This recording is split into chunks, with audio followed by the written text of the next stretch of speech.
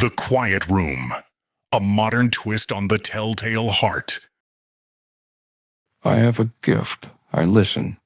I gather the tangled threads other people call fear, and I fold them neatly, label them precisely, shelve them carefully. I am a psychiatrist. I bring order to storm. At least that is what I told them, what I told myself. I kept my office dim on purpose.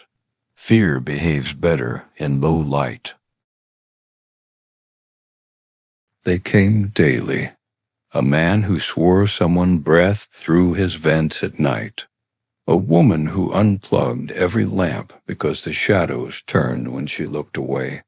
A boy who couldn't pass a mirror without feeling watched from the other side. I listened. I nodded. I translated panic into diagnosis. And when I spoke, they believed me. It's easy to be believed from this chair. The voice of authority comes with a frame on the wall and a lamp that hums like a lullaby. Therapy is a conversation that continues after the door closes.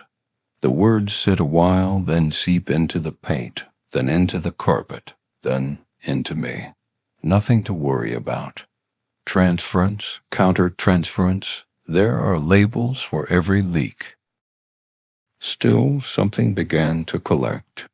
Not the patients, their fears. I took them home in my pockets. The first night I woke to my heat kicking on. The vent sighed. Small laugh, of course it did. Houses breathe. I told the man this, I told myself this. But then the sigh answered and used my name. Another patient said the shadows pivoted when she blinked. I tested it, privately blinked at my hallway until the walls ached. No movement. But when I turned away, the picture frame was no longer straight. I sleepwalked, surely. Ordinary explanation. It became efficient to give the fears back. I think you did this, I'd say, with professional gentleness. Your mind is creating the knocks. They always nodded, relieved to have a culprit with a familiar name, themselves. I told the boy to avoid mirrors for a week. I told the woman to plug in the lamps and stare the shadows down. I told the man to open his vents and breathe louder than the breath he heard. I didn't mean to act anything out. The body moves when the mind rehearses. A tossed book here, a lamp left on there, a whisper slipped through a vent at 3:13 a.m. to prove a point. Research, I called it. Exposure therapy by proxy. But now the fears won't go back to their owners. They sit in my chair when the office is empty. They sign my name on the prescription pad. They rearrange the room by a breath width and wait for me to notice. They learned my schedule. They keep it better than I do. Some nights I lie on my office floor and press my ear to the carpet, the way a child listens for trains. I hear a pulse down there steady, patient. Not guilt. Don't be facile. I catalog guilt. I don't drown in it. I'm a man of evidence. So here is mine. In the lamplight, books don't jump. Vents don't speak names. Mirrors don't lean in to listen. Unless someone asks them to.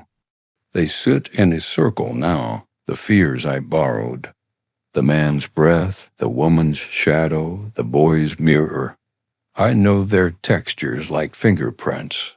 And when I tell my patients, it's you, they smile in gratitude and go home lighter, while I stay here, heavier, full of what I removed.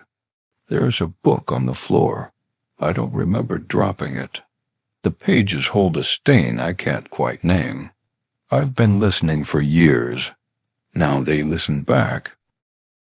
Do you hear it? Not under the floorboards under my ribs. All the borrowed voices keeping time. soft, almost tender.